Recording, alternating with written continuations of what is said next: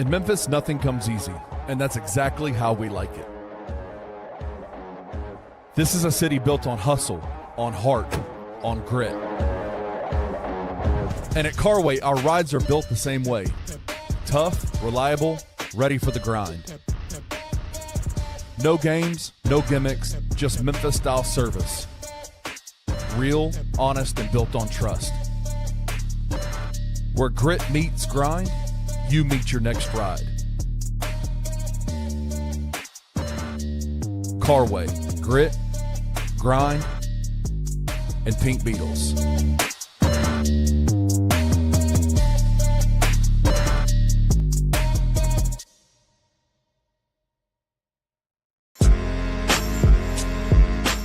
In Memphis, we know a thing or two about resilience. From the grindhouse to the Delta, we protect what's ours. But when pests invade your home, it's time to fight back.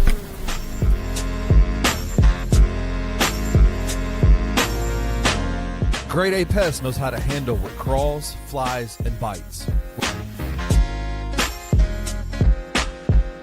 With local experience and guaranteed results. I'm Reggie with Grade A Pest Control. We service the Memphis metro area. That also includes DeSoto and Fayette County as well.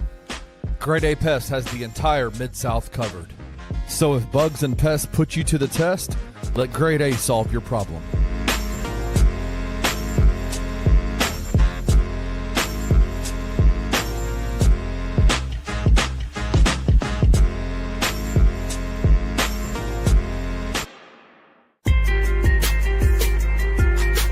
Bluff City Media presents The Anthony Sain Show with your host, Anthony Sain. Now, let's get to the show.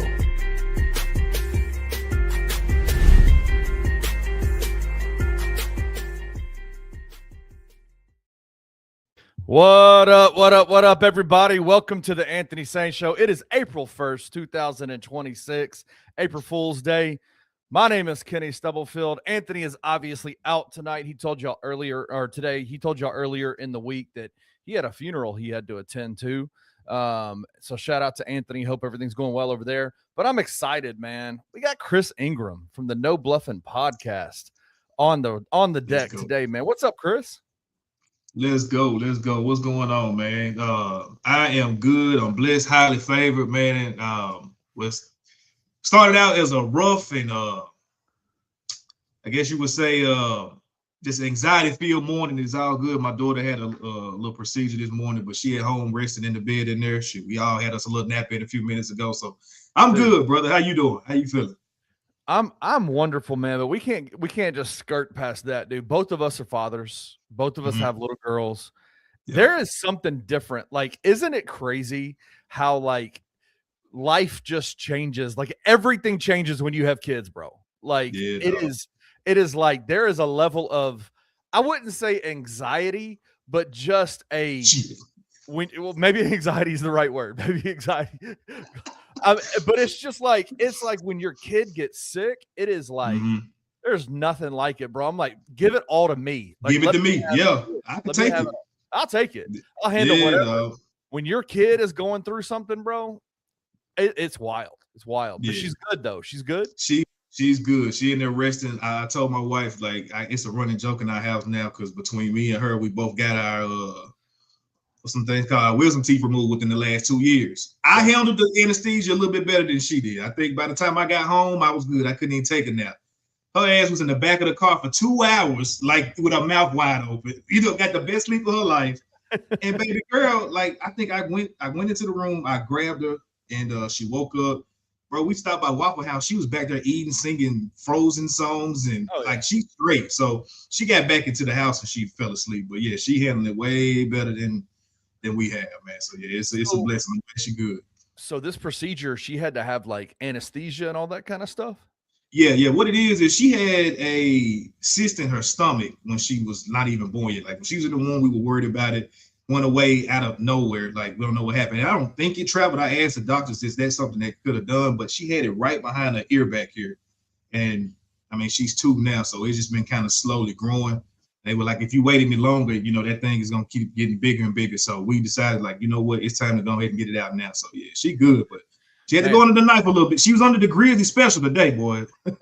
She was. What's her injury report designation? Like, where's she at?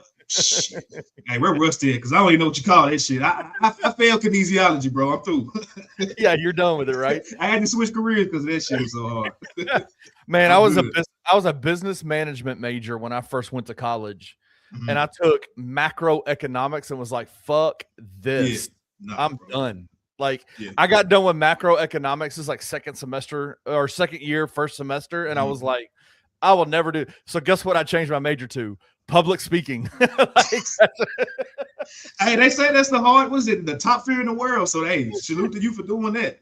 Some people can't do it. I went from that's like the underwater basket weaving. Like that's kind of like that major, man. I went from business management to public speaking, bro. Crazy. Yeah. Savage just macro kicked my ass. I was an accounting major for one semester. Oh, dude. Macroeconomics, I was like, nope, not gonna be able to do it. Bro, I took that shit at Southwest for like the one semester that I was there. Yeah. Nah, I'm cool. I'm cool. I learned real quick. Uh-oh. You got somebody behind you. Uh-oh. Is she there? Is that her? Is she up?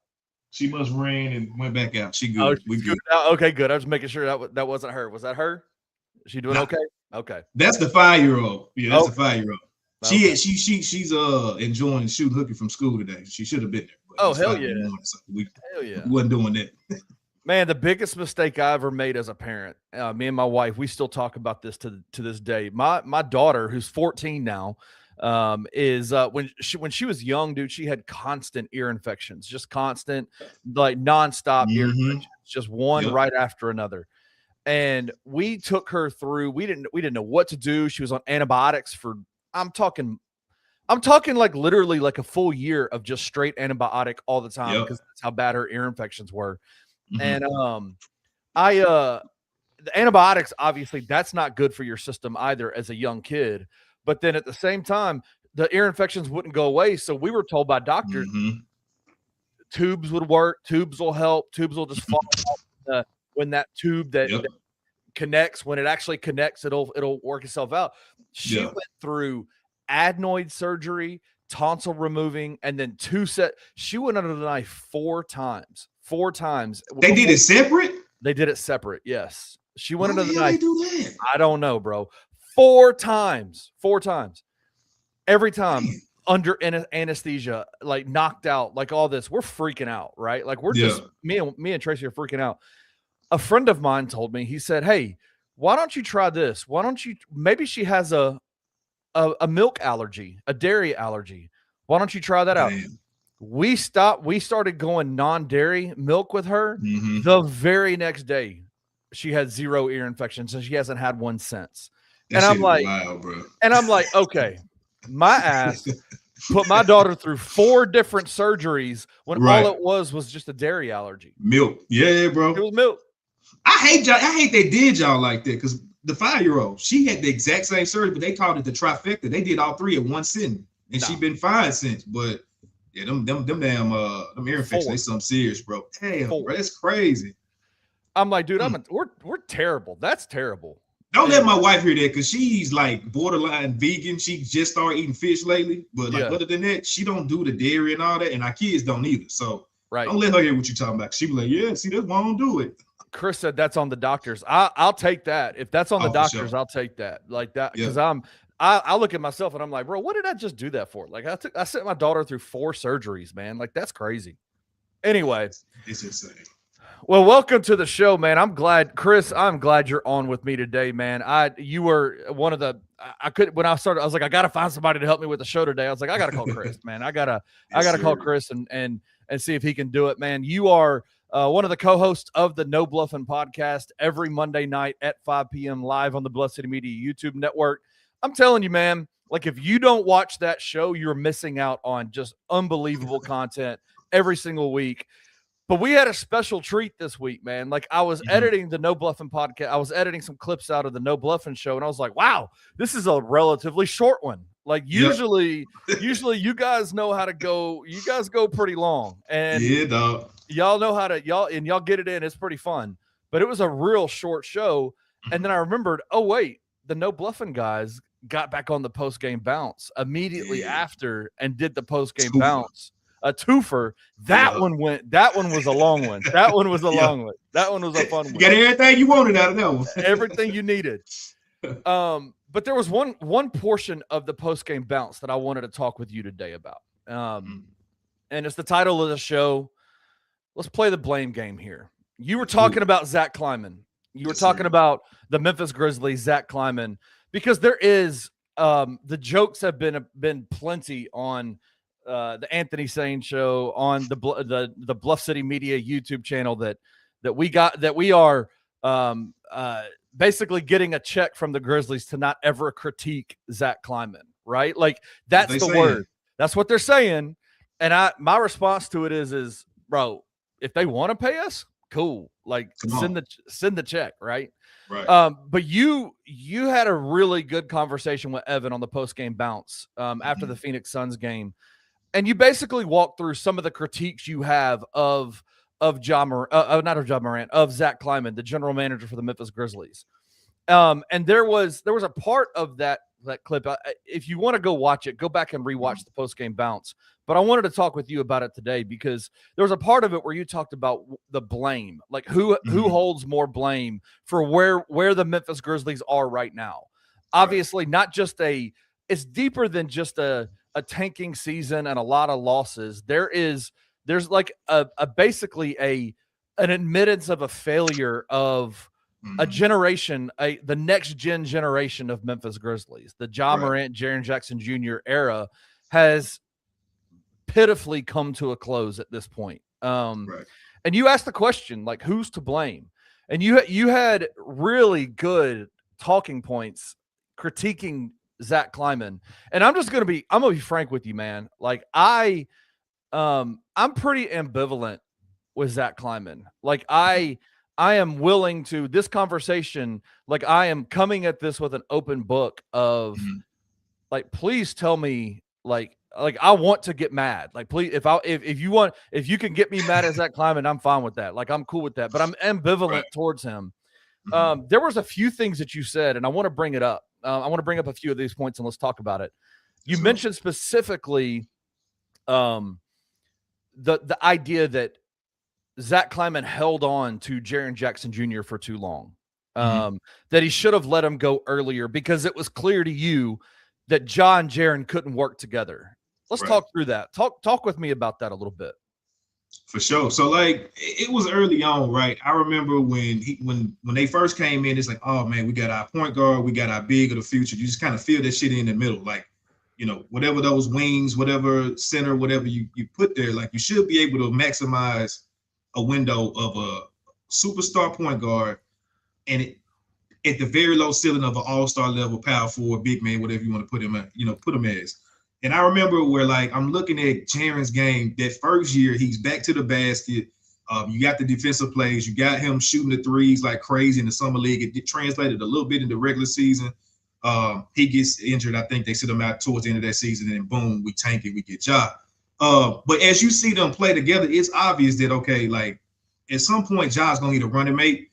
And when you're talking about mentality-wise, when you're talking about game-wise, them dudes just – I saw early on, and a lot of people did, but it's one of those things where, like, sometimes it's a saying out there that's like, you're early. You wasn't wrong. You were just early.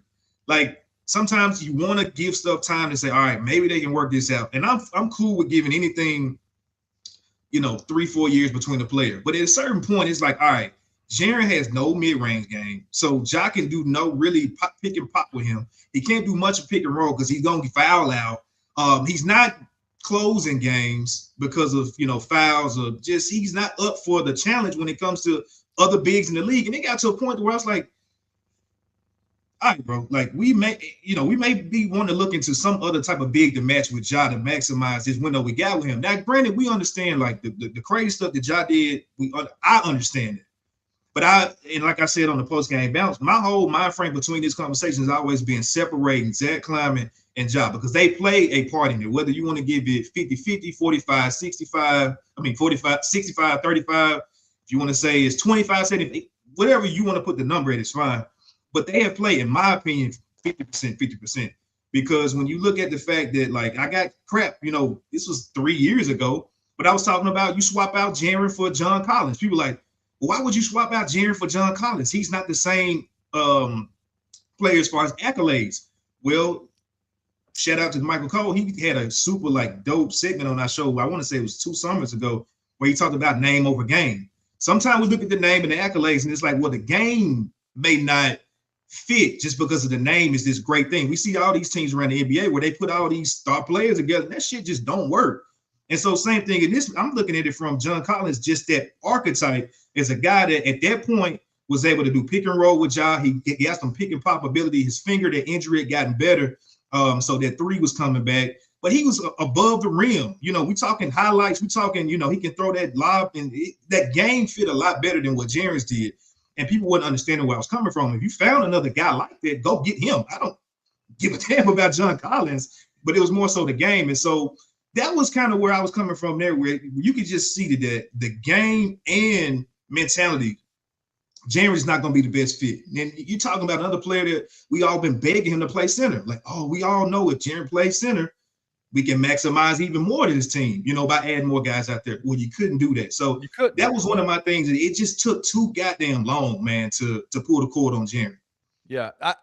Do you think that there's a part of, and I know Zach Kleiman wasn't around during this time period, but I know as Memphis fans, as somebody who's been a Memphis fan since the Grizzlies fans since the day they were announced that they were coming here, there is a part of kind of a fear of the same situation with Rudy Gay happening all over again, where Zach Randolph and Rudy Gay could not work. They told us they could not. Lionel Hollins could not make it work. And so you let Rudy Gay go when, let's be honest about it.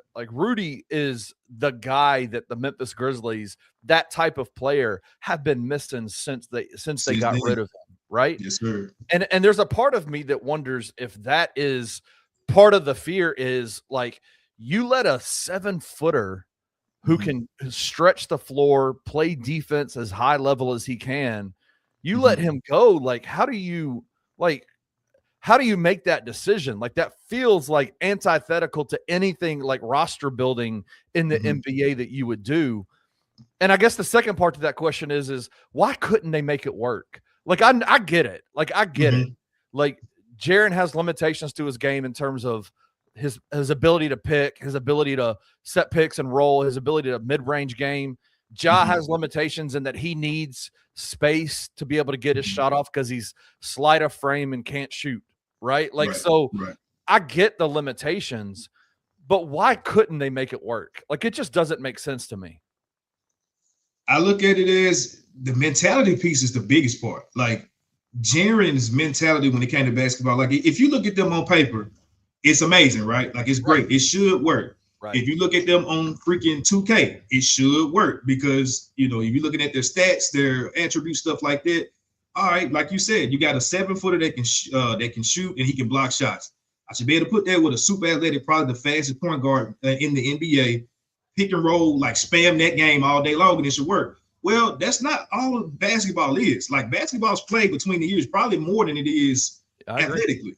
And so when you're talking about a guy that can't stay on the court because Ja got his issues, right? We ain't got to bring him up. We know that. But you're talking about a guy that can't stay on the court in the games that he's playing because he's fouling out every time. He can't set a solid screen without fouling. He can't drive to the basket without fouling and getting an offensive call. So now, not only is his mentality not already from the jump there for the challenge, but now he's out of the game mentally even worse because it's all right, now I got to play timid because I'm in foul trouble. That is the part that you just were never going to get to see the maximum, I guess you would say success between that duo because his mental was just thrown off. And like I said, you got Jaws on the piece too that it's just going to be kind of hard to fit them two guys with those type of limitations. It just ain't going to never work. So I know another point that you made that I thought was super interesting. And the one thing, as somebody who's pretty ambivalent about who's pretty ambivalent about Zach Kleiman, is the way that the Taylor Jenkins situation went down. Because you brought something up in the post-game bounce.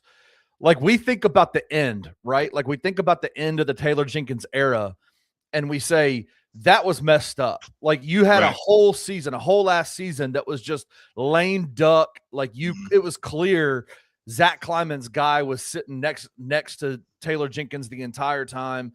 The offseason prior to that, Zach Kleiman had fired all of his assistant coaches and brought in new guys. And there was this constant tension between Noah LaRoche and the St. James. Is it St. James? St. James guy. St. Peter's, St. James, whatever his name is.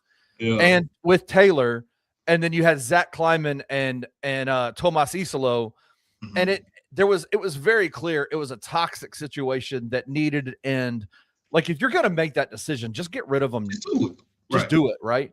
But you brought up a point that I had forgotten about, and that is Taylor Jenkins' inability to in-game manage, right? Like, the way his in-game management was lacking a ton. The adjustments, the things like that. Speak on that, because like, I remember that now. When you said that, I was like, oh my gosh, I'm remembering the conversations that we used to have about Taylor Jenkins and why he was so frustrating even before the lame duck season.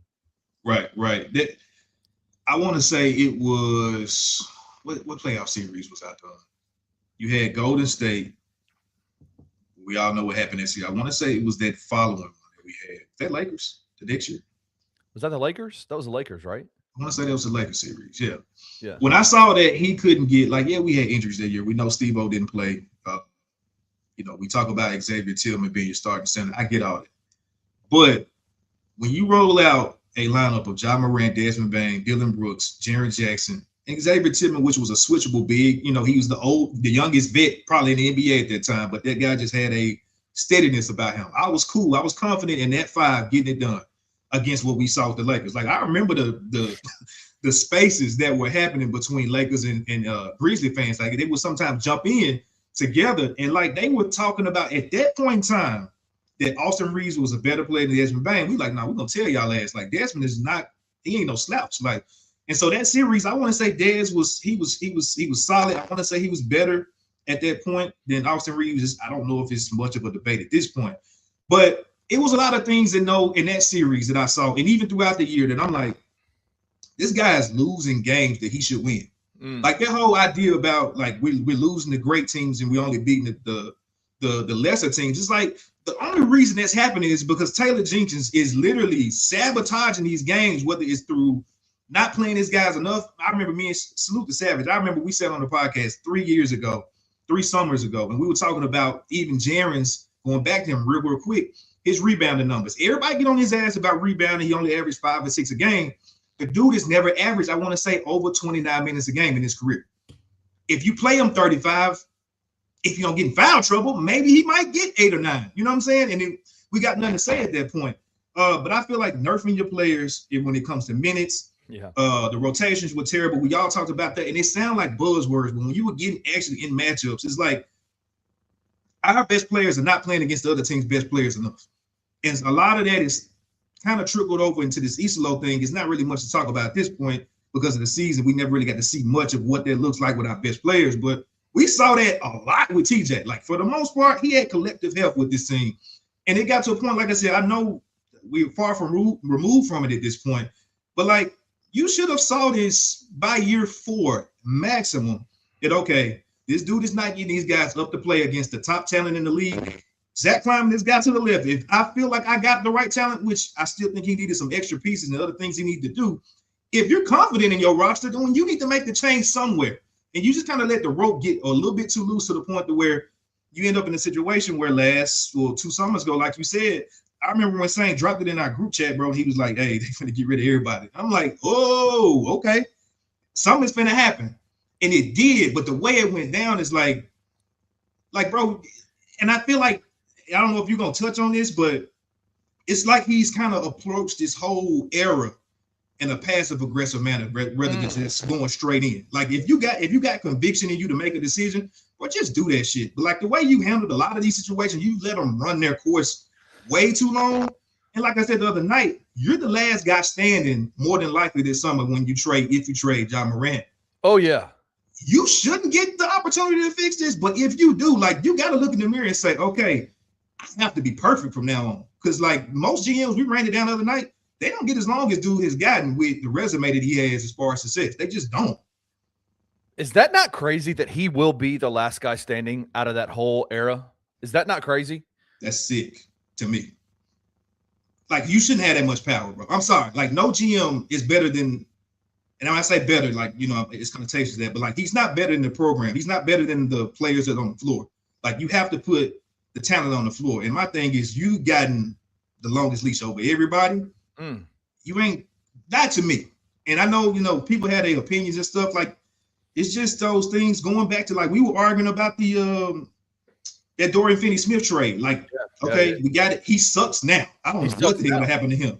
Man. But in the moment that we were in at that point where there was an actual deal on the table and he was actually looking like he could come help us from Brooklyn, that was another thing. I'm sitting there like, bro, why are you so cocky? Like you won GM of the year 4 or 5 years ago. It's probably got dust on it somewhere in your house. You got to stop going into these negotiations like you got the biggest meat on the table, bro. The deal basically, in my opinion, it fell through when he tried to get that second round pick. And it's like, well, you only technically moving 10 spots back in the draft. Like you're trying to dupe them out of a 10 spot difference. Like, bro, just get Dorian Finney, just get him on the team. Do what you got to do. Because guess what ended up happening, Kenny? A few weeks later, you end up giving a first round pick to send Marcus Smart's ass away. So, like, it just, he's trying to play his hand too much. And I get so tired of every press conference where you're trying to convince us like you did everything you could have. And it's like, the shit that comes out don't seem that way, bro. Like we don't believe you at this point, yeah, right? We don't. No. Like how do you go 0 for whatever you're going for, and then the one swing you make is Marcus Smart, and it ends the way that it ends. Now, let me ask you this: do you think, like hindsight being 2020, the Marcus Smart acquisition, do you when it happened? Do you disagree? Like, do you think that it was handled? The acquisition was handled poorly? Because I think we can understand that releasing him was the way that they did. It was almost like they had to, especially with Jaren's situation coming up, right? With the money side of things coming up. Like they had to be able to pay him that money. Do you think the acquisition was a fault? Like, do you think that the way that it happened? I don't. Well, the way that we got him, I'll say this. I was excited to get him. I think, again, him being passive-aggressive, when you make that move, you need to set the standard from the get-go. Marcus Smart, you're going to be our six-man point guard coming behind John. You may play 25 to 28 minutes tonight. You probably will play that amount. But this is what your role is. And my other critique of that is that, like that Kobe meme, more. Like Marcus Smart should have not been your only acquisition. You lost Dylan Brooks, which was a small forward. You needed to upgrade the talent overall in that team. That was just one piece that you need to make that season. So, like, I love the move. It's the fact that you didn't throw gas on the fire. That was one of them things like, okay, we're going for it. It's like, no, you're not going for it. You replaced Dylan and Taj with one guy. Hey, Keelan said it. Everything ZK was doing was 2 years too late. Right. Baby, go ahead. Go to your room, baby. She done brought me a drink and everything. Hey, listen. Appreciate you, baby. Go ahead and close the door. Love you so much. And we know how everything went in between that, but when you talk about when it got to the end, I disagree. I don't think you had to make that trade right then. Like you traded Desmond Bain after we were out of the season was over. Like even though the NBA was still playing, I think as long as you're out of it, your season's done, you can make trade. Well, they did. I think the finals was going on or something like that. And I think you got up to the new league year to make that trade so that you can go ahead and do that Jaren extension. I didn't understand why he just panicked, bro. Like it literally. And I'm big on mental health, and I deal with anxiety. I know we talk about anxiety that we deal with, in different aspects of life, bro. It's like he literally had his finger on the button, and he was like this, he was nervous, like, dang, should I press this trade? And at the very last minute, 2:59 that day, he pressed the button and he got off of a pick when you already you spent too many. I don't like it. I didn't like the way that looked. You could have waited. You probably could have got something more for Marcus Smart. or at least bare minimum, if you let him play the rest of the season, you don't have to give up a pick to get his ass up better. So if that's your thinking, great. But I know it's gonna sound like, well, damn, can Zach Kleiman do anything to appease you? I give him props. I give him his just doing the things he did. If you ask me that, I can run that down. But these things that we talked about, it's just like you didn't handle that the best way. I don't think you handled it the best way at all. All right. Now let's go in this direction. I will ask you about the positive things he's done. I think we've had those conversations on this show before. Like, there are some positives Zach Kleiman has had. The drafting is one of them. Like, he's a talent evaluator, drafter. Like, he's good at that. He's had some misses, but everybody has misses. Even Sam Presti, the GOAT, has had misses. But the counterpoint to all of this is what G&G says. Disagree. No GM can build a contender around a 6'2" point guard who can't shoot. And I would add a caveat, who doesn't play basketball. Like, so when we do the blame game here, how much of it is a fair thought process that if Ja Morant actually played basketball, a lot of these critiques we wouldn't be talking about with Zach Kleiman? My counter to that is I don't agree, because every series, well, I agree and I disagree.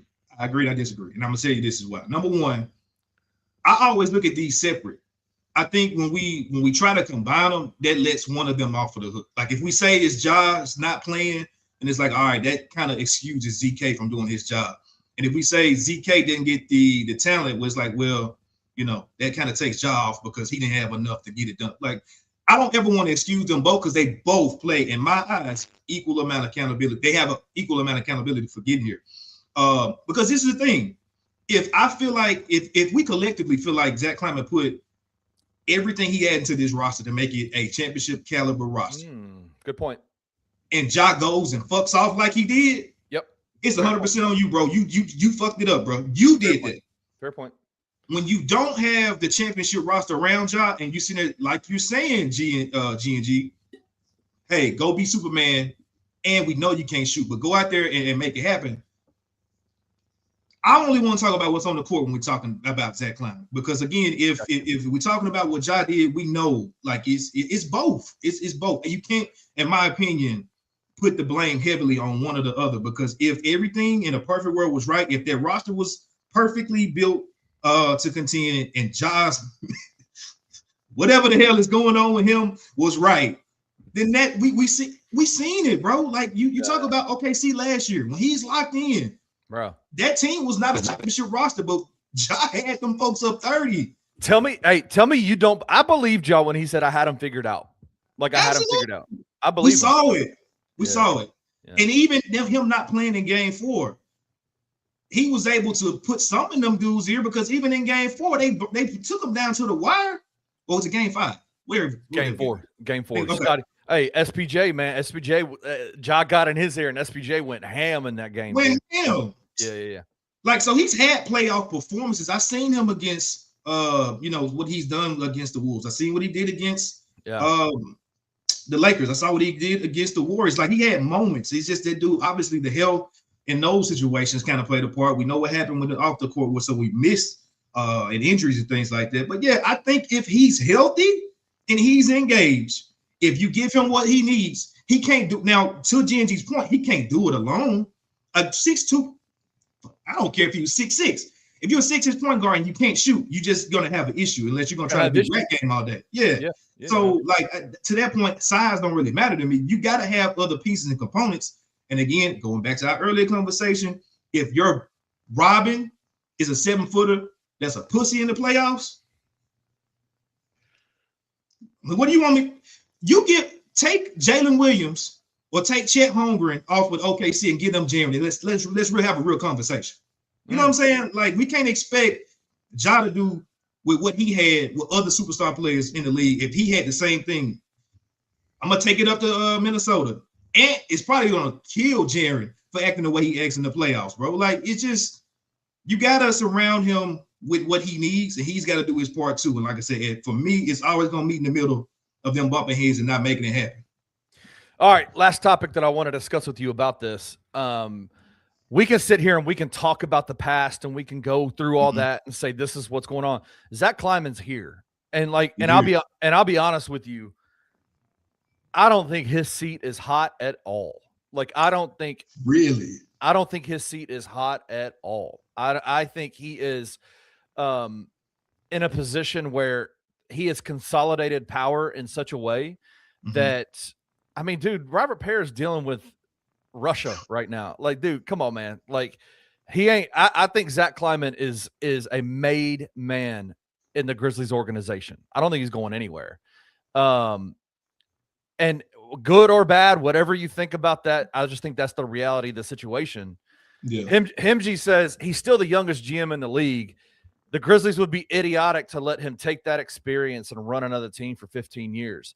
He's going to be running this team and building this roster for this next generation, for this next era of this rebuild, this whatever you want to call it.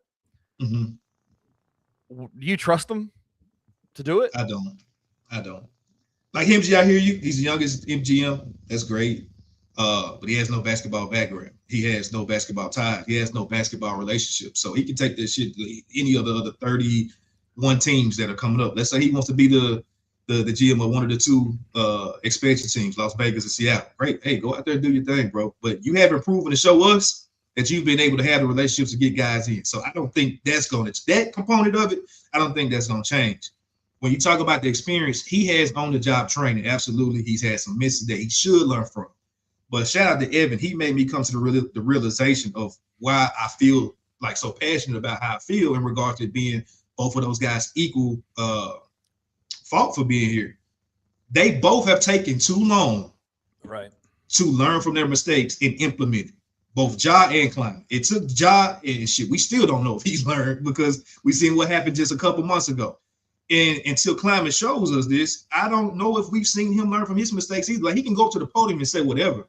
But like until you actually show us that you learn, I don't know if I can trust you to do that. So if you get another job somewhere and you go do the same shit, so what? Like it's GMs get fired every day, B. Coaches get fired every day. Players get fired every day. Like I'm not gonna hold on to that guy when he ain't proved me shit yet. You lucked up into getting a job, Morant. Thank you, Adam Silver and basketball guys. But other than that, if he takes Darius Garland, like what are we talking about? Like do we have the same conversation? Like if he gets snappy and takes RJ Barrett at number 2 because he feels like, hey, he's the number 2 player in the country behind Zion. Like you were gifted, John Morant. I give you that. Like thank you for doing what was in your face. You did mess that pick up. But like, bro, no, like I don't. He's made great picks. He's made, especially second round talent evaluation. Talent evaluation is great. Guru. But like I said on that show, it's 3 pieces in my opinion to being a GM when it comes to roster building. This other shit too. You got to massage relationships. You got to go out there, kiss babies, and do stuff like that. But we're talking about roster building. You got to draft, sign, and trade. If you're great at drafting, bro, that's great. But you're gonna have to do something at some point to put their roster over the top when it comes to trade or free agency. And he has not been great at doing those. And for that, I don't trust it. And like I said, if he goes and blows this draft up. Oh, God. Oh, God. Oh, no. Oh, no. It's going to be me that's pissed off. Don't even put that out there like that because my armpits just started sweating a little bit. Like that's crazy. That's crazy. So what is it? What needs to happen? Like, I know, let's not go, like, let's not do the hindsight 2020 type of thing and be like, all right, he killed this rebuild, whatever. Right. What are some of the things that you go, and this is off the top, so if you need to think about some answers on this, but in your brain, you're a very analytical guy. I understand this, but what are some like little step 1, step 2, step 3 type of things that ZK needs to do to make you feel comfortable about what this rebuild's going to look like? He's got to just go get the talent, bro. He's got to go get the talent. He's got to stop sticking with a type. Like, we have fell in love with these guys. I love Jabbar Meshack. I love Omax. I love Jalen Wells. I love Sid Coward. They can all go run for office. Like, they play hard. They are guys that are not going to mess up your locker room. Like, bro, we're literally shout out to Michael Cole. He wrote a piece, I want to say it was last week, where he was talking about like the locker room is almost dead because nobody can go grab the goddamn aux cord and play music. Crazy. Like, bro, all right, All right, cool. We got enough of them dudes. Where's Gigi at? Why is Gigi not getting the aux cord, bro? He said he tried, and I think he'd be trolling. He was talking about he may put some gospel on. Like, it's up, Gigi. I've seen you on Instagram Live. You play rap music in your car, bro. You lying. Gigi, stop lying, bro. Yeah, you ain't. Yeah. Gigi is not. Hey, we did kind of see a little bit of Gigi in that when he said, if there is anybody that's close to Kevin Durant, it's me on this court. It's me. Yep. Let me ask you. I loved what he said there. I thought it was awesome. That's my dog, man. That's my dog. And he need to keep that. Don't let nobody tell you different. Don't let nobody tell you different. Keep that same energy, man. We need that we need that energy in this younger group. Because you're right. Cedric Coward, Jalen Wells, Cam Spencer, all those guys, they're great. Jemai Mashak, awesome. Mm-hmm. Like I love their energy. I love their professionalism, if you will. But man, I need Messi just a little bit. Give me a little bit of Messi, right? Yep. That's what I'm looking for. Like, give me the talent. Like, you know how I feel about Darius Acuff. Like, right. I want a superstar talent if we can in that top 4. If it's Caleb Wilson, he got that edge to him. Like Caleb Wilson, he's everything we wanted Jaren to be, but he's got it up here. He's got the grit, and you can tell that, like, you can see it in this game. He's got the other components that Jaren did. Just give him the same time frame to get his body together, get his health together, and see what that guy turns into. Give me somebody with an edge, but's got superstar potential, and it's a dog. That's what my, like, we got to find a guy. Like, I understand y'all talk about it on y'all show as well. Like, we don't know that Sid and Edie are the number ones. Nope. So when people say you building around those two, no, like, there are solid pieces. Yes. But I don't think the best player that's on this team, moving forward the next era is even here yet. And he may not be in this draft either. Like, if you go get A-Cuff, like, he's great. But if you look up and get in the lottery again next year and get one of them dudes that, that's on the wing, that may be your best player moving forward. You know what I'm saying? So, like, just go get the talent this time. Stop trying to get, these guys that look good and they're buttoned up. Like, that's great, bro. That shit don't win basketball games. And I know I can understand the PTSD behind Ja. I'm gonna get somebody out here being an idiot. You know what I'm saying? We joke and laugh about A-Cuff being, big B's. Like super affiliated. Like super affiliated. Like, but you know what I'm saying? I trust a guy that's like that. He actually in that. And has shown restraint. He ain't out here, doing. I'll just leave it there. Yeah. I watched Derrick Rose, bro. Derrick Rose was able to, just navigate through the NBA, be the youngest MVP, and still have some of those ties just based on where he grew up. I know, he grew up in Detroit, so kind of similar situation. Chicago. Well, I'm talking about A-Cuff. Oh, I'm sorry. I thought you were talking about Derrick Rose. Yeah. So, like, if that's the case, do that. AJ, go get some talent, bro. Same thing. I'm tired of the Zaire Williams experience. Don't go get somebody you got to wait on. Don't go get Nate Ahmed with your second pick because we know you're gonna have to wait. Hey, like, what if? No. What if? No. That's how you know it's time for him to roll. If Nate Ahmed is on this team next year, I'm telling you, bro.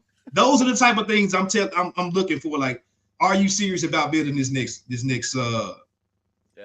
Because if you go get a Nate Ahmed, I don't think Zach Kleiman's gonna be here to see him flourish. You're talking about a guy you have to wait 4 or 5 years for probably to really pop. Does he really deserve 4 or 5 more years to GM when we ran down how many GMs have been as employed as long as him, but have at least 2 to 3 playoff wins or conference finals or even finals appearances, and he got none. Like, I'm not confident, Kenny. I'm sorry, bro. No, I feel you. We got him, so we stuck with him. He's here, and I don't think he's going anywhere. But I agree with you. Like, I thought, like I said, I thought that post-game bounce segment was super intriguing to me because, again, I have been relatively ambivalent to him throughout this time period because maybe I'm not as locked in as you guys are in terms of like the moves that could have been made or have been made. I'm like, I understand that like the talent evaluation and how much he's hit in the draft. And I like that. But I guess my default has been for a while that if Ja Morant played basketball, we wouldn't be having these conversations. And that might be super basic. Like, honestly, that could be a super basic mentality. Which is why I found what you were saying so intriguing and wanted to talk with you about it today. But I think it is fair to say if Ja Morant played basketball, we wouldn't be having a lot of these conversations, but there's a lot of things that happen throughout that next gen era that Zach Kleiman could have done differently. I think Chris Anthony's put it in there quite a few times. It feels like he's made a lot of half measures instead of going full in, all in, making his decision. Like you've seen him in the draft. Like he goes after a guy. He targets a guy and goes to get him. Cedric Coward being an example of that, right? He goes to get him. No half measures when it comes to the guys he wants in the draft. Right. It's the other side of the roster building. It's the how you develop like the relationships with your star players. Those are there's been a lot of half measures there that I think is a very fair critique of Zach Kleiman, what he's done as the GM for Memphis, but super interesting to me. I mean, you look at Kenny, you look at the, I know we got to kind of move on, but like you look at the Hawk situation with Trae Young. That's a guy that, I mean, he wasn't out there acting a fool. Right.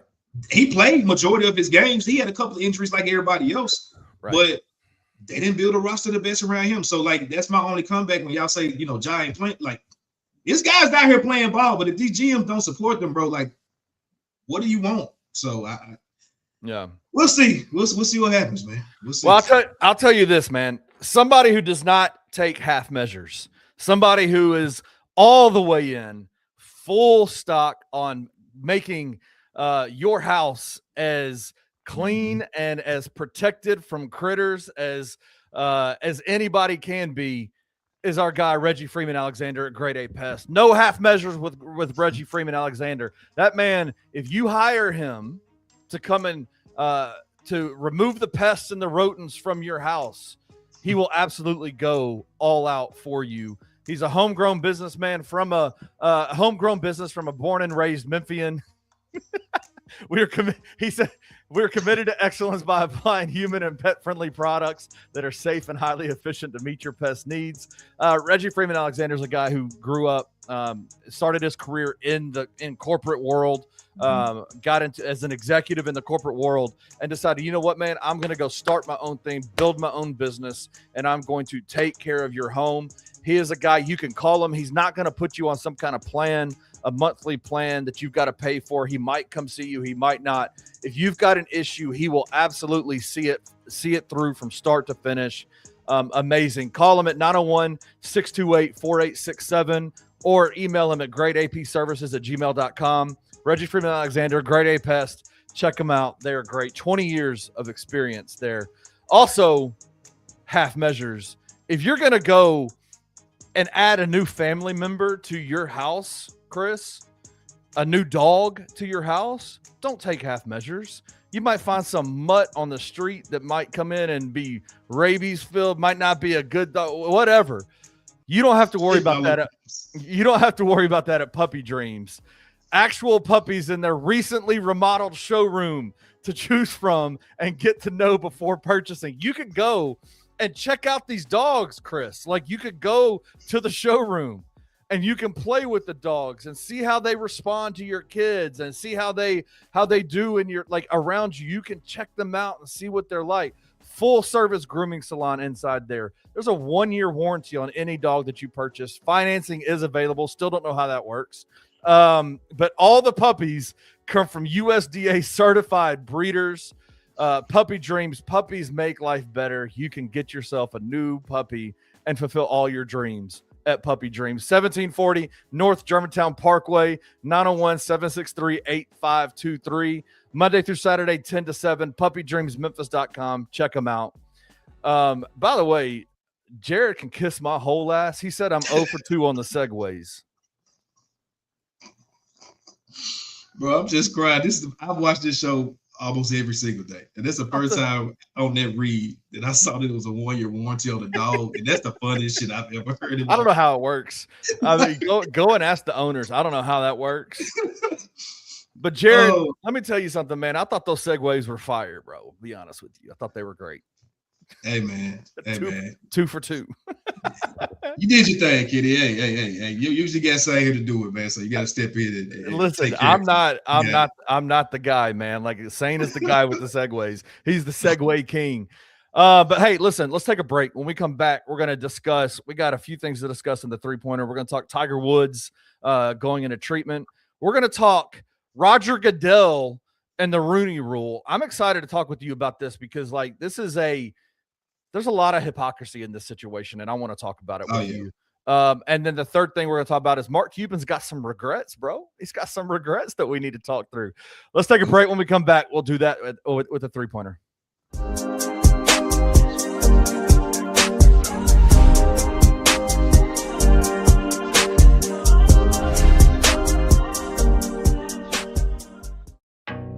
Some dreams don't just come true, they come with 4 paws. At Puppy Dreams, we match loving families with happy, healthy puppies. From playful companions to lifelong best friends, your perfect match is waiting. And with our professional grooming spa, your pup will look as amazing as they feel. Visit Puppy Dreams today and meet the one who's been waiting just for you.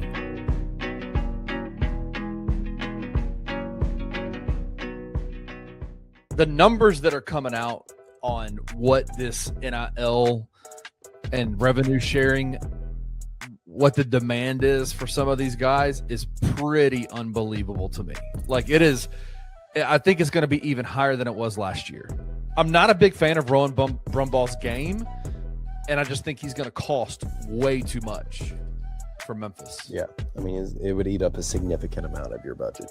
It's not that Memphis doesn't have the money. It's that they can't just spend their money willy-nilly. You just can't go and say, oh, we like Rowan Brumball. Let's go spend whatever the amount of money it would cost to get him. Is he going to bring you a conference championship, NCAA tournament appearance? No, not by himself. You got to find the right pieces at the right price, which is they're out there. They're out there. You got to have the staff that puts in the work to do it. You know, you did it 2 years ago. Yeah. You can do it again. Tune in to Tigers Untapped with your hosts, Trey Lasley and TJ Willis, every Tuesday at 3 p.m. on the Bluff City Media YouTube channel. I just can't believe that the consensus top 2 pick allowed a team to come back from 19 down to beat them in an Elite 8 game. 19-year-old freshman had 27 and 8, had an electric game, especially in the second half, was good in spite of it falling apart. I'm excited to kind of see now what that'll look like in the professionals because he's a guy that's played out of position.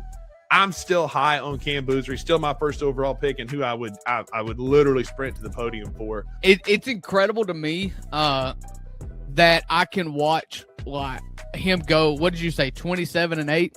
27 and 8. And be like, okay, I'm not impressed. Like I just, it's just so much like underneath the rim, off the backboard, tough. Like he doesn't touch the rim unless it's a like a breakaway dunk. Tune into the 2 Buck Sports Show with Rusty Witten and Drew Gann, Monday through Friday at 11 a.m. on the Bluff City Media YouTube channel.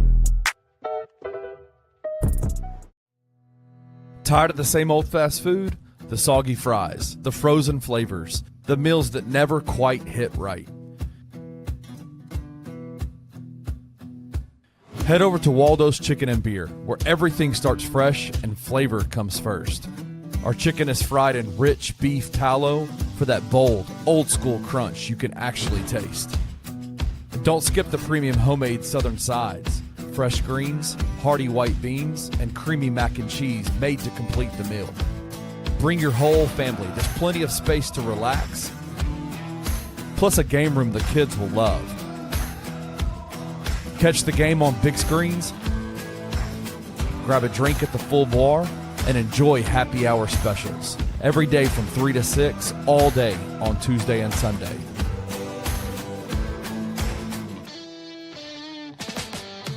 Waldo's Chicken and Beer. Real food, real flavor, made from scratch.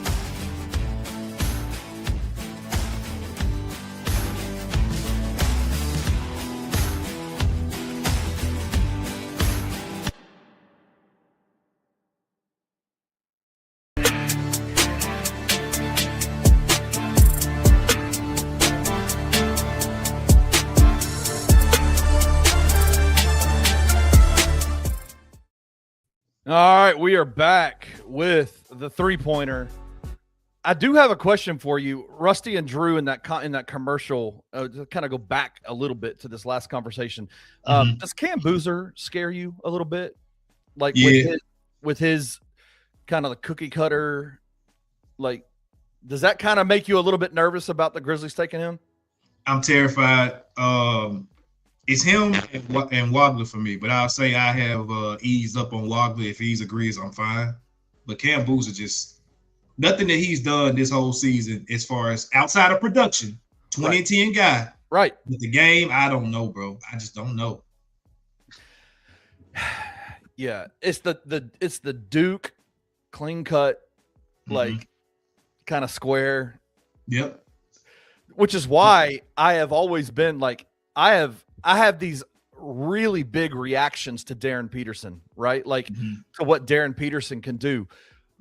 When he's locked in and playing, there's no doubt he's the best player in college basketball. That guy is phenomenal. Phenomenal.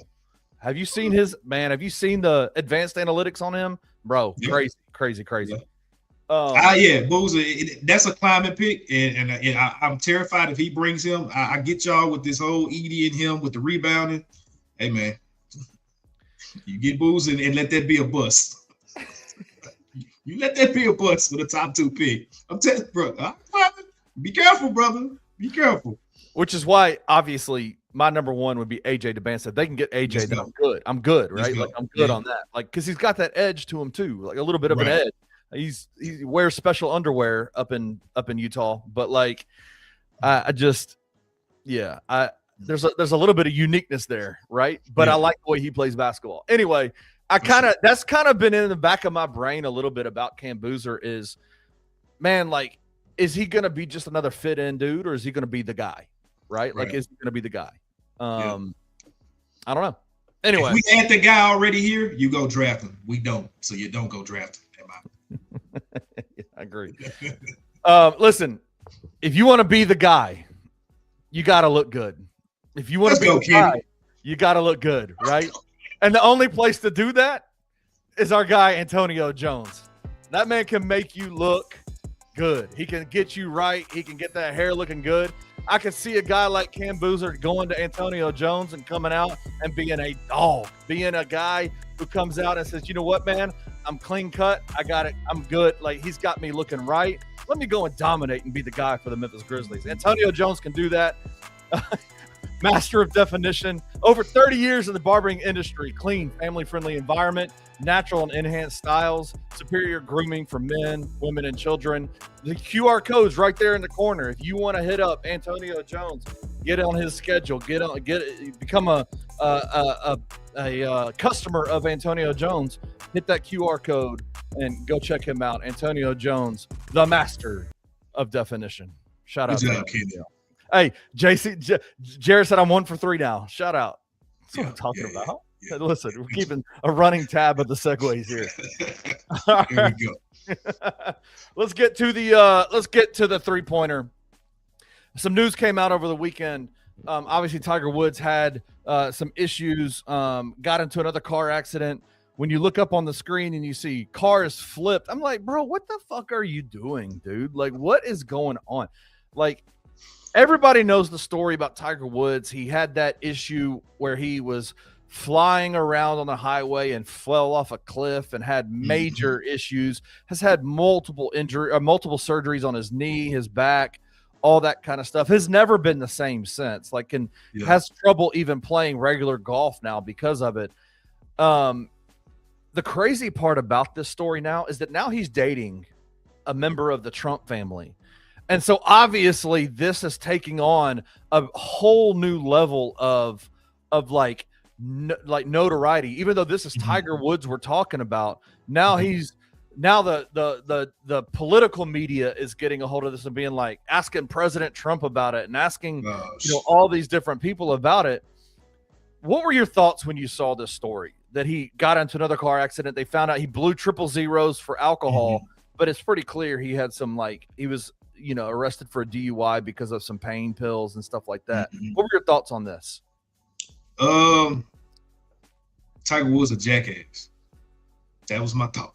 He just continues to put himself in just the weirdest position. And I hate that, bro, for the people that grace this earth that have been GOATs in whatever field they've been in, whether it's sports, entertainment, whatever it is. Like, you work this hard to build this legacy, build this, I guess, aura around your name, and it's like you just continue to do dumb shit to just demean it. Like I don't understand it. He's one more situation from an OJ situation coming, and from that point, it's like, goddamn, bro, like what happened? Like what's going on with you? So yeah, as soon as I saw that picture of the truck flip, I don't know why, but something hit me and said he got something to do with that. He done did something weird, something crazy. Hope he's okay, and it comes out. I didn't see a scratch on his head, so thank God for that. But like, you just continue to put yourself in just situations, bro, that you just shouldn't be in. I don't understand. Addiction is a bitch, man. And like when you are, it sounds like to me, he's going into treatment to kind of try to deal with some of these issues that he has. When you have the levels of injury that he had, when you have, even throughout his playing career, you would see him have crazy back stuff, and you would see him.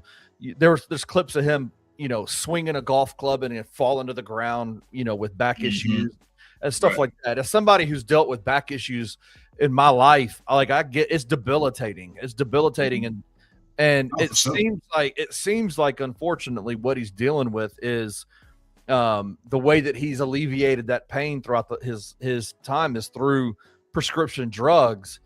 And it seems like it might have gotten a hold of him in a way that it's not healthy. And you got to feel for the guy, because once you get, I just still I don't understand how prescription drugs and the effect, like the narcotic behavior of those drugs is so prevalent, and how it's so easily accessible for us in this world. Like, it's crazy to me that,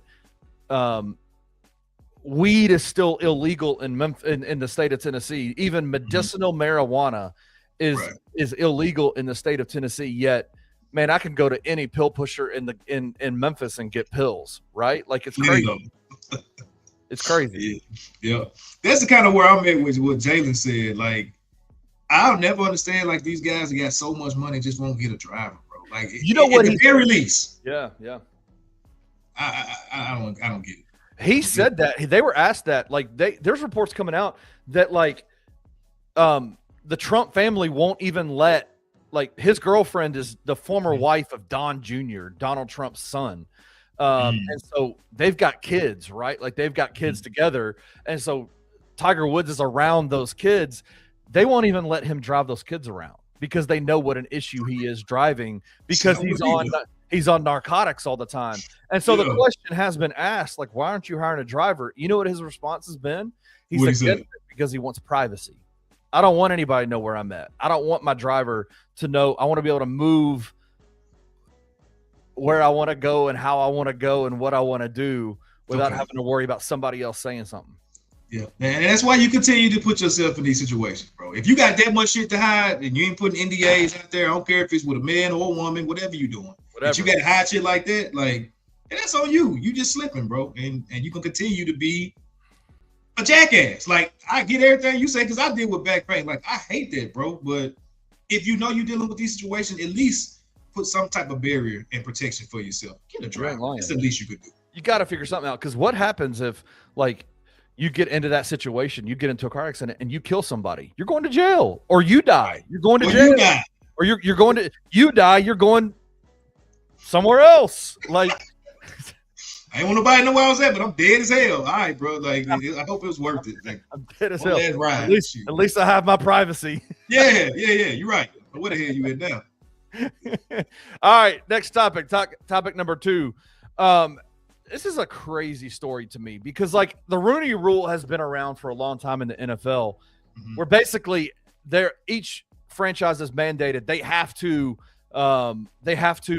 interview a coach of a minority candidate for their head coaching position before they can hire whoever. And we've seen this work itself out, where it is the most lame, like, is goofy, whatever. Well, the AG, the Attorney General in Florida, filed a lawsuit and basically said the state of Florida laws is you cannot hire somebody based off of their color, their creed, their sexuality, whatever it may be. So I am suing the NFL on the behalf of the state of Florida unless the NFL removes the Rooney Rule from the equation.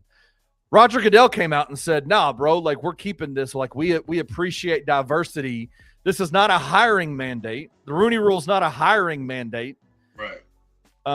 But we appreciate diversity, and so we're going to keep the Rooney Rule in place. You don't have to hire the person. You just have to interview the person. What are your thoughts on this, man? Like, you're a big time Denver Broncos fan, big time. That's the reason why I wanted to talk to you about this, because Anthony hates the NFL, so we don't talk NFL ever on this show. Right. What are your thoughts on the Rooney Rule, and what are your thoughts even about the state of Florida, the AG trying to get rid of it? I'm gonna start with him because I ain't gonna spend too much time on him. But it's the same thing with like Jaden Ivey. Like, people got to stop just forcing themselves into conversations that, like, bro, if you just literally don't worry about, don't mind, like, you can literally go put in a lawsuit or a rule about some other shit. Like, why does this matter to you so much that you have to sue the NFL? Like, I'll never get that, bro. I'll never understand that. So for him, that's the goofiest part about it for me, is like, just let them do what they're doing. And in regards to just like the rule itself, it's got its flaws. Like, and it goes back to even the DEI conversation throughout, our culture, I guess you would say. Like, a lot of it's just window dressing, like to say that, all right, we're actually out here doing something we're really not. And it's been too many holes that's been poked into it to say, like, all right, it is kind of just some bullshit, but they are at least interviewing these guys. The results haven't really garnered much. And that's my thing. Like, if you're going to do something, we should see the results of it, the fruits of that labor. And we're just not seeing it. So I do think it needs to be some kind of addendum added to it. Like, we need to kind of add on to this in some kind of form. I don't know what that would be. I'm not in the legislature or nothing like that. But I think it's some things that you can maybe add in there to kind of help the Rooney Rule gives a little bit more respect. Because right now, like, all right, we're going to bring in the 3 people that we know we want to hire. Gonna bring in little Johnny from the other team that was equipment guy just to say we did that shit, put it on paper, and now we're done. Like, all right, bro, you never really gave nobody a real chance that like should have gotten it. So he said, "Little Johnny." Yeah, like that man was a freaking equipment manager, bro. Why y'all even interviewing him? Like, he was nobody of substance. So it's kind of goofy, but I understand his purpose. But we need to really like put some actual like things in there that actually like make sense, to actually get guys that deserve a chance in there. Like, and I see this on my like going back to the DEI, bro. I wrote a whole like 10-page paper for my dissertation when I graduated last year about DEI in my field. And it's like it helps the overall like group when you bring in diverse opinions, bro. Like, and it's not about bringing somebody that's not qualified. You need to have people that are qualified for it, but you got to go find the qualified people that are of diverse backgrounds. And so just doing it just because they got black skin, brown skin, orange skin, like, that does nothing for us as a people. And they ain't doing shit for the NFL besides pissing people off, and got people that ain't got shit to do on a Tuesday filing lawsuits that ain't gonna do nothing. So like, it's just crazy, bro. What's your thought? I want to hear what you think about it. Yeah, it's interesting. Like, I just think it's a rule that, like, I get the intent of the rule, and I appreciate the intent of the rule, but it's clearly got no teeth. There are 30 teams in the NFL, and there are 3 black head coaches right now. And that is, like, it's clear to me. Like, there is no way that you can tell me that in the interview process for all of these head coaching positions, that there's not more qualified black head coaches, Asian head coaches, whatever, brown head coaches, whatever you want to do. There's just no way you can tell me that that's not the case. I think it's a legit thing. I think this goes hand in hand with every in any field, in your field, in our field, in the NFL world, NBA world. It's not about what you know anymore. It's about who you know. Thanks. And so when the reason why I think the Rooney Rule is helpful is that I hope that it gives more opportunities to have seats at those tables to get to know those people, right? Like, it's not even, there's no question, like, talent-wise and head coaching-wise, that there are a plethora of guys, guys of color that can handle the coaching aspects of the NFL, NBA, whatever. But it's about the seat at the table. And that's why I think even the arguments about DEI, the arguments about the Rooney rule, all those kinds of things. People come at them with like bad faith arguments, because it's not about hiring this guy to fill a quota who's less qualified. It's about getting seats at the table, right? Like that is what I think is the most like equitable thing that you can do. Right. I just don't think the Rooney rule has enough teeth. Like, I think there's not enough teeth to it. The proof is in the pudding. 3 coaches in the NFL out of 30 are not white dudes, right? like you have no teeth with this rule. Right. I understand the intent, but you got to have more teeth there. I just think you do. And again, it's about who you know, not what you know. And so that's my biggest is got to get to know these guys more. You got to get to know these minority coaches more. You have to. Right. You got to give them seats at the table just to be able to get to know people. Like, bring them on staff and let them coach. It's wild to me that the assistant coaches that are over all like in all of sport, the assistant coaches are the ones that really deal with the players more than anybody. Absolutely. Most of them are black. Yep. Right? Like, most of them are black. Most of them are minority guys. Like, so you're telling me that can't translate? Like, why would you you got them around your players in this position, elevate it. Like, let's elevate. Right.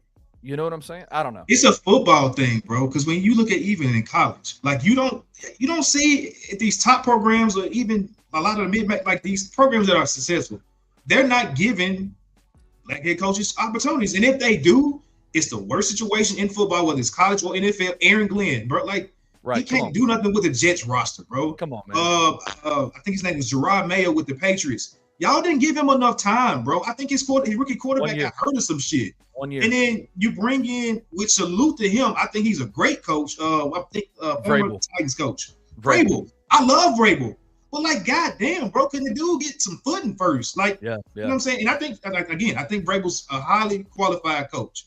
Like, he did some great things in Tennessee, so that's kind of a one-off. But like, even still, when you're getting the shit jobs, you don't even get a long time to even turn it around. And so, like I said, I see that in college, NFL. It needs to be definitely a more diverse background. I'm looking at, you want to bring up the Broncos, our defensive coordinator. I don't think he got a freaking offer this cycle. And like, bro, we were one game, like a freaking Bo Nix ankle gets stepped on from going to the Super Bowl with the #1 defense in the league, and you ain't even get an interview. Eric Bieniemy from the Chiefs, I think he went back there. He's somewhere now, but he's bouncing around with coordinator jobs. But where is his, like, you know? Oh, but he's an asshole. He's an asshole though. But Bill Belichick is an ass. He's a Hall of Fame asshole, right? But Eric Bieniemy is an asshole. Like, he's an asshole, and he can't get a job. Come on, all them dudes assholes. Like you said, they all taking pills because they done play football. They got injuries they dealing with. Yeah, I got back pain. I wake up mad sometimes. Goddamn it. So yeah, I'm gonna be an asshole that day. Yeah. Okay. I woke up this morning with a left toe injury, and I have no clue how it happened. Yeah. I was pissed off. I'm pissed. Yeah. I'm pissed. I'm an asshole. It's crazy, bro. It's crazy. You're an asshole, Chris. Don't be an asshole. Yeah. You're right. Let me chill out. All right. Last topic. Mark Cuban regrets selling the Mavericks, but it's not that he regrets selling Mavericks. It's that he regrets selling them. It's that who he sold them to. Check out this clip, dude. These clips are hilarious to me. Mavericks. Because it's a big emotional commitment, right? You hear the passion and everything. Now imagine going up and down like that every single game. That's hard. Being a fan, bro. Two, my kids, they were coming of the age where they would be of the mindset maybe they want to work at the Mavs, and I didn't want that for them. You know, it can be abusive a lot. What do you mean by that? Meaning, you know, if fans don't like what you're doing or the team's not doing well, you're the worst human being on the planet, and they treat you that way. Do you have any regret? I don't regret selling. I regret who I sold to. Yeah, I made a lot of mistakes in the process, and I'll leave it at that. All right, we got another clip, but let's talk about that for a second. Did he not just describe being a fan? Yeah, I don't understand that, bro. Like, that's what you did. Like, all right, cool. Like, that's cool. That's what you should do. I wish Robert Barry was doing that. Damn, like, he ain't. What are you talking about? Do you think have you seen the screen in his house, the TV screen in his house that's on the internet, the big monster thing? Yeah. Do you think he watches Grizzlies games? Do you think he watches the Grizzlies? I don't even know if dude even live in America no more. I think like it's crazy to the fact that's wild to think about, bro. I don't think he does. Like, because I don't, and I'm a fan. So, like, if my product is this bad, I don't know if I would subject myself to watching freaking Ryan Rupert and Adama Ball fucking putting up threes every night. Like, nah, I don't think so. Adama Ball getting signed 10 minutes before game time and then closing the fourth quarter out against the Chicago Bulls was unbelievable. That's on you. That was on you too, Para. That's on you, Para. He deserves some of the blame. The man was concentrated on selling shit to Russia. And anyway, allegedly. But he said, my kids wanted to start working for the Mavericks, and I don't want that. I don't want that for them. There's one part in this that wasn't in that clip where he said, listen, being a majority owner of an NBA franchise and a fan at the same time is really tough because not only am I a fan, but I also have to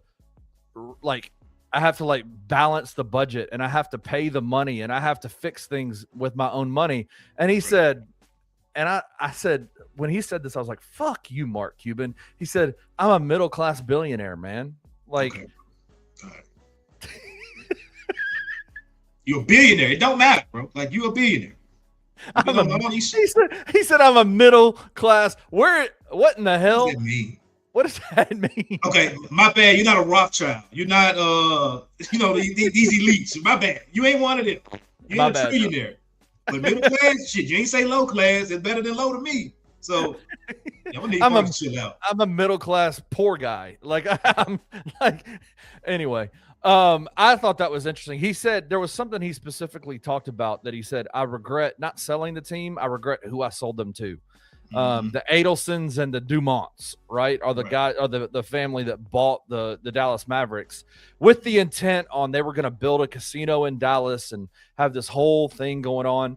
I do think possibly that there was a plan to try to get the Mavericks to Las Vegas, honestly, like because of the Adelsons and the Dumonts, their whole casino thing.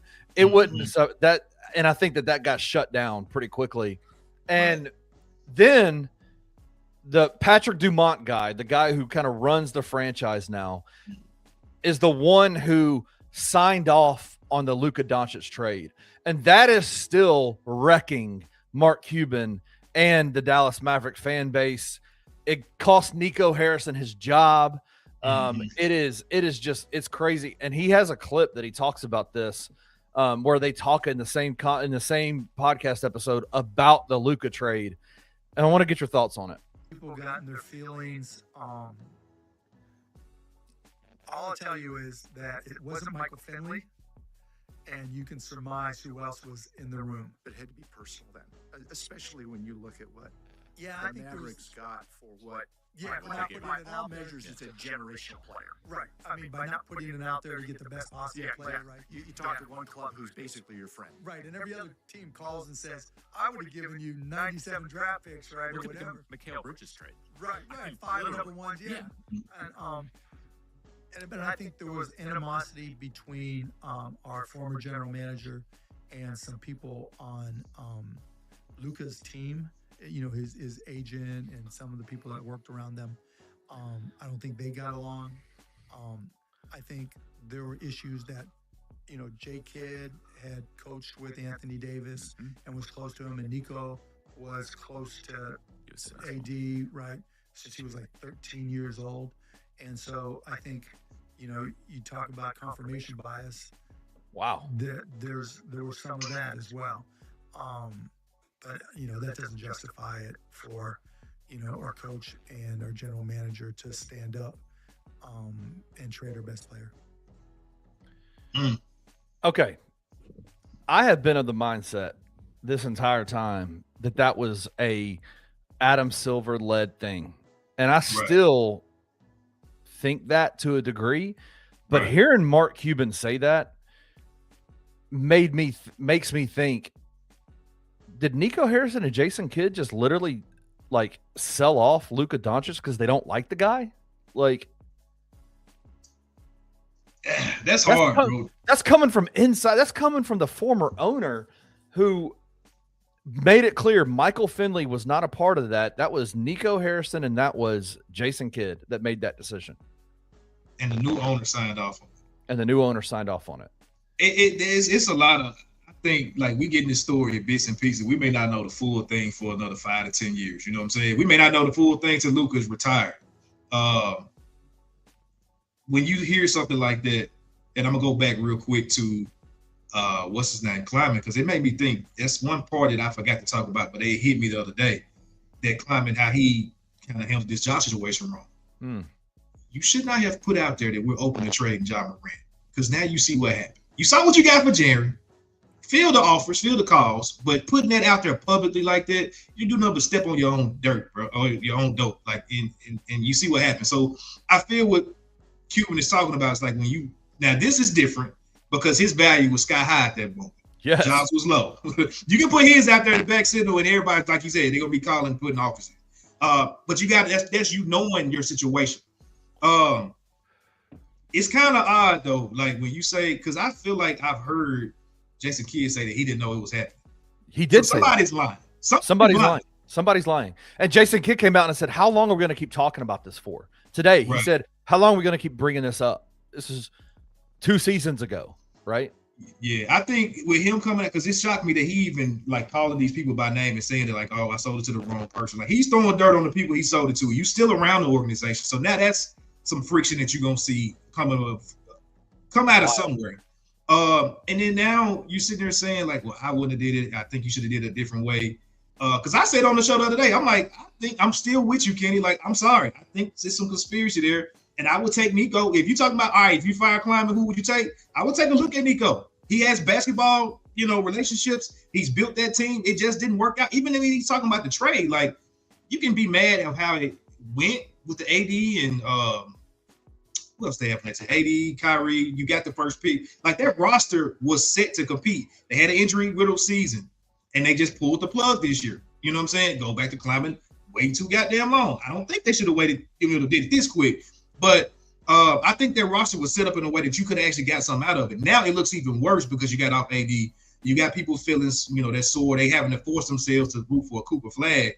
I just think it's one of them things, bro, like, somebody's going to have to just, like Jason Kidd said, let's stop talking about it right now because somebody's lying or everybody's lying. Nobody wants to take the blame for it. It's you did this, you did that. Everybody's pointing the finger. And at this point, it don't even matter. Like, it's just like, what are we doing? Like, you sold it to the wrong people. Why did you sell it then? Like, I don't get it. Do you think he's setting up a return as majority owner? I remember he said he wants to. Yeah. But now you just shot them in the media. Do they want to sit back to you or are they going to give you a price that you like you can't, they're going to be assholes to you? Like no. You're a middle-class billionaire. Can you afford it? Right. Sometimes, man, you got – it's going to sound like a hypocrite because we're doing it right now. We got to take these goddamn podcast mics away, bro, because we say a lot of shit to just get us in trouble. It's ridiculous, bro. Like, just shut up. Like, why are you talking about this? That's so crazy, man. It's so crazy. Top secret information. You out here just spilling the beans. Man, literally, that if he's trying to, let me tell you this, if he does try to get ownership back, Jason Kidd is gone. He's gone. Like, gone. They won. First thing, gone. Yeah. And it's not his fault because he didn't gut his roster. So, damn. Jesus, dude. So crazy. Hey, listen, bro. I appreciate you being on here. Hey, real quick, I forgot to do this earlier. This podcast is presented by FanDuel, powered by FanDuel, the sponsored sports book for Bluff City Media. We go there every single day to find our bets and all of that kind of stuff. We do have a game tonight. The Memphis Grizzlies are taking on the New York Knicks. They're 14.5-point underdogs tonight. It's here in Memphis. Probably going to lose this game, but here's a little same game parlay for the Memphis Grizzlies, New York Knicks tonight. Cedric Coward to score 15+, Gigi Jackson to score 15+, Jalen Brunson to score 20+, Karl Anthony Towns to score 20+, plus 548. $10 wins you $54.80 cents. We're going to mess it up, Kenny.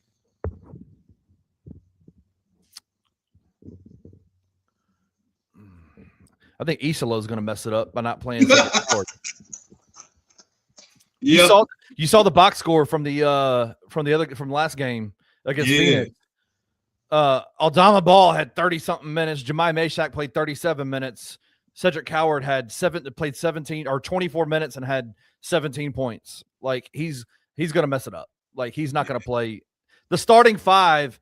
I think Jemai Mashak is the only one that played over 25 minutes, and he played 37 minutes. The other guys just don't play. They're just not playing these guys. They're not playing them. They don't want to win. So I think anybody that like Cedric Coward and Gigi Jackson can score 15 plus points, but I just don't think they're going to play enough, to be honest with you. Salute to you. I'm going to go ahead and pop me a bid in there tonight to take the under on both of them dudes. So, thank you. Thank you. Appreciate it. I'm so ready for this bullshit to be. I'm so ready. I want this season to be over just because I'm ready to get to May 10th and figure all that shit out. Mm-hmm. I am so ready to figure out if this is the real Tomas Isolo or if this is not. Like, I'm ready to figure it out because this whole I'm just ready to figure it out because I can't stomach this much longer, honestly. Yeah, bro. Yeah, I'm right there with you, man. Shit to get off the pot, Grizzlies. Do something. Man. Chris, thank you for joining me, man. I appreciate it. Long show, man. Sorry for going so long with you. We get to talking and it keeps going. So, but I appreciate you, man. Absolutely. Appreciate you for hitting me up, having me. It worked out perfectly. I could get on here today with everything being off from work, man. So I appreciate you. Sain, get better, my dog. Well, he ain't sick. He traveling. So, hey, be safe, my dog. Be safe. Yeah, be safe, Anthony. Shout out to you. Shout out to your family, Chris. Hope your daughter feels better. Listen, thank you all for joining. Hit us in the comment section. Who's to blame? Is it Kleiman or is it Ja? Put a percentage in the comment section. Let us know what you think. Like, subscribe, all that kind of stuff. It helps us at Bluff City Media more than you could even imagine. Just engaging with the show afterwards with comments and likes and all that kind of stuff. But shout out to you guys for joining us. Chris, have a good weekend, man. We'll see you soon. My dog. Thank you for listening to the Anthony Sain Show. If you enjoyed this episode, leave a rating and a review wherever you download your podcasts. Also, like and subscribe to the Bluff City Media YouTube page. We'll see you back here next time.